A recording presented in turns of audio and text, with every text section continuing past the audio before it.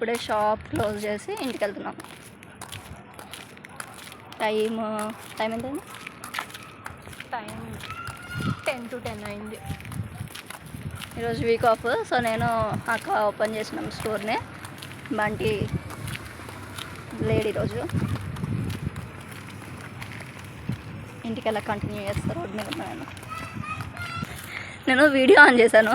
మా అక్కేమో చెప్తుంది. చెప్పు. ఇవాళ తొందరగా క్లోజ్ చేసినాము. 10 అయింది టైం.